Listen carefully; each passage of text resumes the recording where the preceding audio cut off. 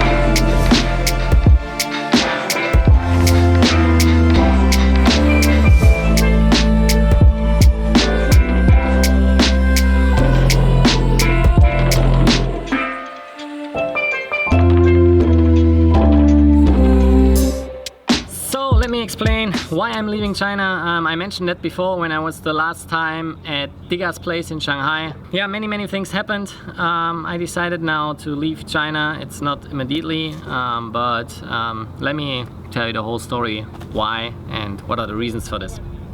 So let's get a little bit back in time. Last year in July, August, September, I decided to stay longer here in China because I really liked it. So I didn't just want to finish my 1-year contract and then going back in February 2018. I decided to come back to Hangzhou because I really enjoyed it here, especially like the summertime really showed me that it's great to be around in this beautiful place. Yeah, it was also the right decision. I still, until this day, I don't regret anything. It's been always just great.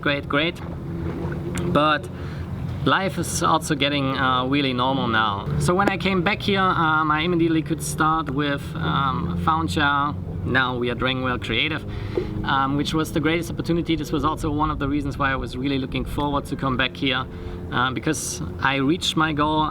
I also mentioned that before. I've never believed that I would find a job as a videographer here, and it happened.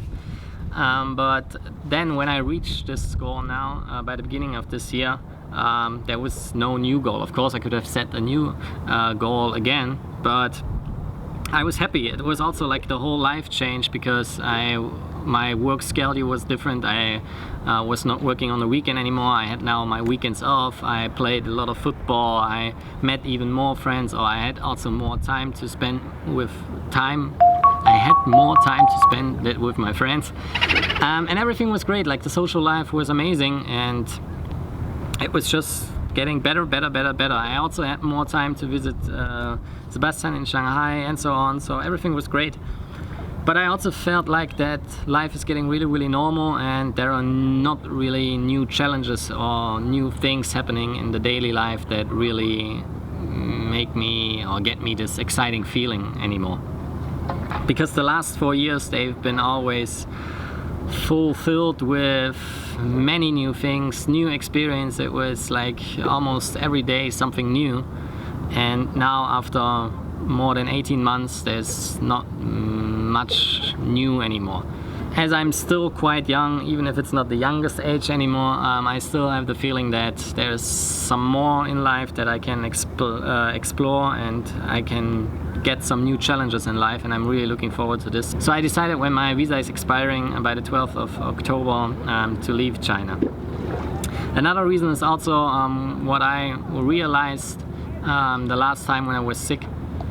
It was a couple of weeks ago, that since I'm here in China, I was never really super sick. It was just this one time when I was food poisoned and I was in the hospital, but otherwise I never had like big issues. It was always like the little cold, and I had a sore throat. I was coughing all the time and sneezing.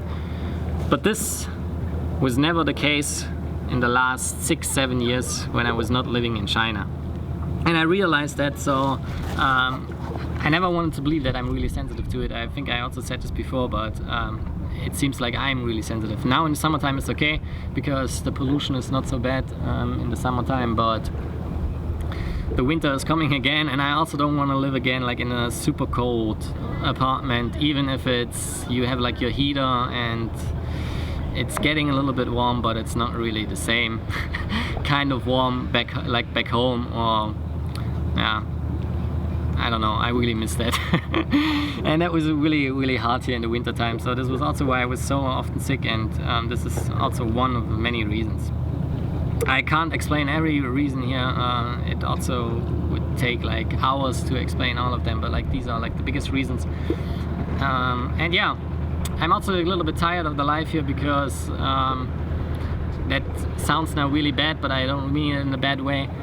But it was like the first, what is really special in China when you come here, there are like things that are super amazing.